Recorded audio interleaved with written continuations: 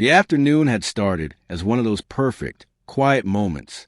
The sun was warm but not overbearing, casting soft ripples across the surface of the lake. A gentle breeze carried the earthy smell of pine and damp soil. For David, the lake wasn't just water. It was a piece of his soul. Years ago, he had purchased this stretch of land with his savings, specifically because of the lake that sat like a jewel in the middle of it. He imagined long mornings with a fishing pole in hand, evenings with family by the water, and a sense of peace that city life could never provide. So when he walked down the creaky wooden dock that day, fishing pole slung casually over his shoulder, it felt like any other calm Saturday. He baited his hook, lowered it into the shimmering water, and waited, content with silence. To David, fishing wasn't about catching anything. It was about being still, breathing, and knowing that this was his. But peace rarely lasts long in communities ruled by homeowners' associations. The HOA president, a woman named Karen Miller, had always been the type to carry herself like she owned the neighborhood. Her sharp eyes noticed everything. Trash cans left out too long, lawns an inch too tall, holiday decorations up a week past the season. She lived for control, and she wielded her position like a badge of authority. For months, she had been circling David's property, trying to assert that the lake wasn't his to use freely. The HOA, according to her, had jurisdiction, but David knew better. The paperwork in his filing cabinet, signed and notarized, proved that the lake and the land around it were his private property. Still, Karen hated not being in control, and on this day, she decided to make her move. It began with the sound of hurried footsteps crunching on gravel. David looked over his shoulder and saw her, clipboard in hand, followed by two other board members like loyal foot soldiers. Their expressions were stern, their pace purposeful, as if he had committed some unspeakable crime by dropping a line into his own water. Karen barked questions from the shore, her tone dripping with indignation. She demanded to know why he thought he could fish there, claimed the HOA had rules against it, and waved her clipboard like it was the ultimate authority. David didn't rise to her level of hostility. He simply reminded her, calmly, that the lake was his property, deed and all. But Karen wasn't the type to back down. Instead of leaving, she doubled down. The neighbors' walking dogs and kids riding bikes began to notice the commotion.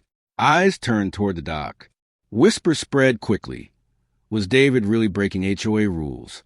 Was fishing somehow forbidden? Most of them didn't know the details of property lines and ownership, but they knew Karen's reputation for drama. And many of them also knew she loved to escalate.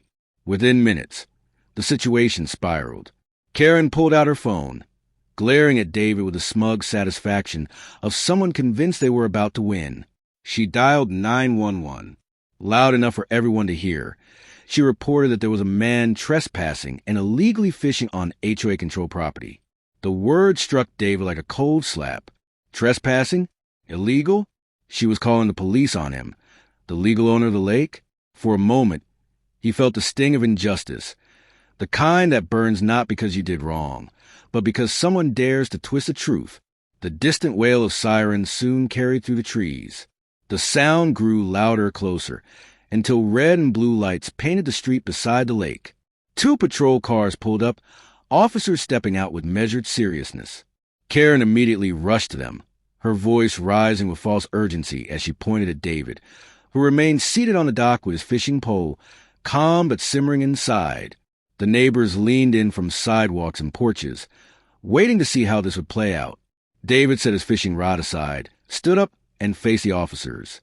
He knew this moment wasn't just about fishing. It was about standing firm against the overreach of an HOA that thought it could control him. The officers walked toward David with a practiced calm, their radios crackling faintly as the neighborhood watched in tense silence. Karen was animated, pointing, gesturing, raising her voice as though she had just caught a hardened criminal. Her words spilled out rapidly. Claims of trespassing, violations of HOA policy, and even suggestion that David was endangering the lake's ecosystem. It was a kind of performance she had perfected, loud, confident, and sprinkled with self-righteous authority. But the officers weren't quick to act. They looked from Karen to David, then back at the crowd of onlookers, aware that this was not a simple disturbance call. David stood tall, arms relaxed at his sides, not defensive but composed.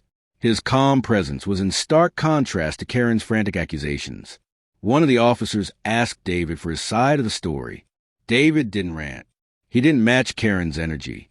He simply stated the facts. The lake was part of his property. He had the deed, the maps, the legal description. If necessary, he could retrieve the paperwork right away. Karen cut in, trying to override him, insisting the lake was under HOA jurisdiction. She shoved her clipboard at the officer, as if it were proof of ownership, but the officer barely glanced at it. A clipboard with typed HOA guidelines wasn't legal documentation, and Karen knew it. Still, she pushed the narrative, her voice rising higher as the tension thickened. The crowd began to murmur. Some neighbors, who had lived there long enough to know the history of the development, remembered faintly that the lake had always belonged to David's lot. Others had no idea, but started to question why Karen seemed so desperate. The more she talked, the less convincing she sounded. David, meanwhile, offered to show the officers the paperwork back at his home. He gestured toward the path leading up the hill, where his house overlooked the water. The officers exchanged a quick glance. One agreed to accompany David, while the other stayed behind to keep the situation under control. As David walked away with the officer, Karen's voice trailed after him. Accusations of fraud, warnings that he was lying, demands that the HOA's authority be respected. But no matter how loud she grew, the crowd's attention began to shift.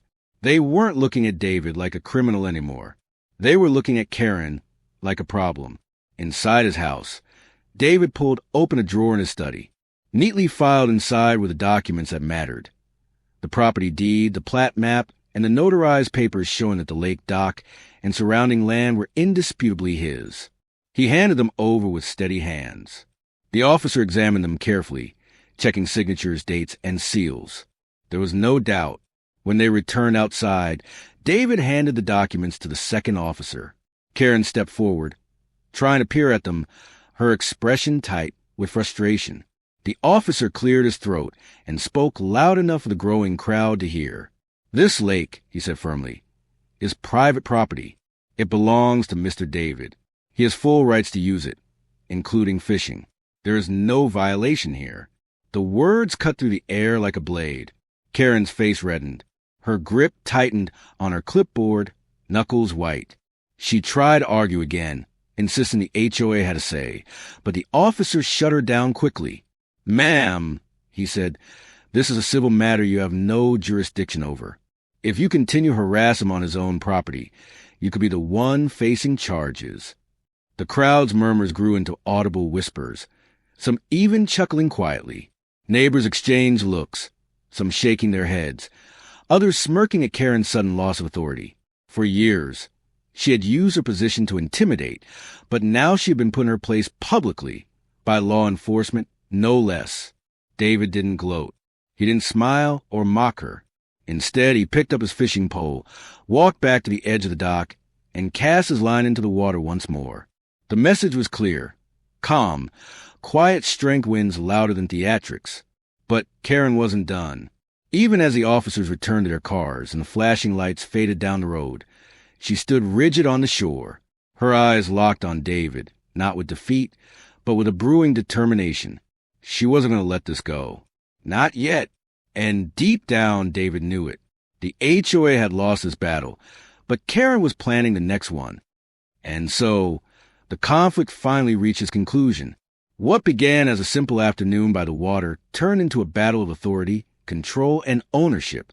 The HOA believed they had the power to dictate who could stand on that shoreline, who could cast a fishing line, and who was entitled to the piece of the lake.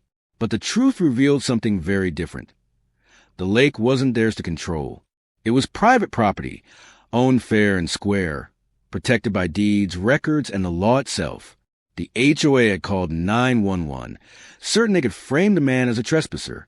They came with boldness, with confidence, and with a sense of superiority. But when the officers arrived and the truth unfolded, their authority collapsed in front of everyone. The police weren't there to enforce HOA rules. They were there to uphold the law. And when the law spoke, the HOA had no ground left to stand on. They were asked to leave, Escorted away from land they had no claim to, their power evaporated in seconds. What makes this story so powerful isn't just the paperwork or the ownership, it's the principle. Too often, people bend under pressure when faced with loud voices, threats, or the false authority of a group that believes it can control everything. Many homeowners give in, afraid of confrontation, afraid of being the target of community anger. But this man stood differently. He didn't shout. He didn't lose control.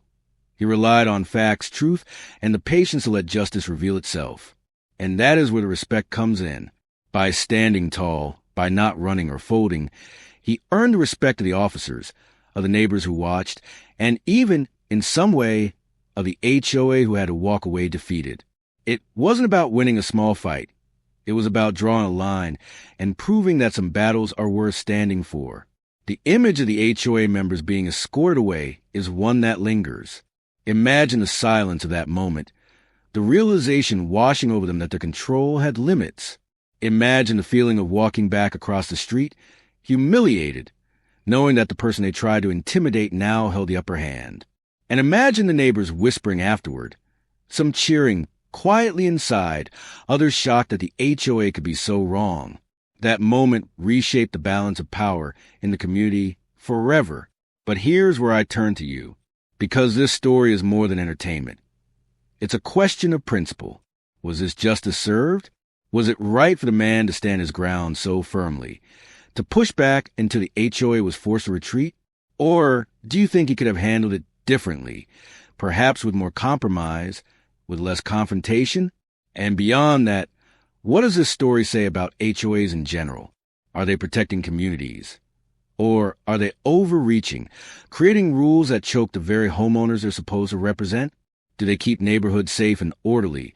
Or do they turn into small kingdoms where power is abused? These are questions worth thinking about. Because at the end of the day, it wasn't just about fishing or a lake, or even the HOA. It was about freedom, ownership, and the right to enjoy what you've worked hard for without unnecessary interference. So now I'll ask you directly, what do you think? Was he right or was he wrong? Was this justice or just another battle in an endless war between homeowners and HOAs? Share your thoughts, because in stories like this, the real weight lies not only in what happened, but in how we see it and in what side of the story we stand on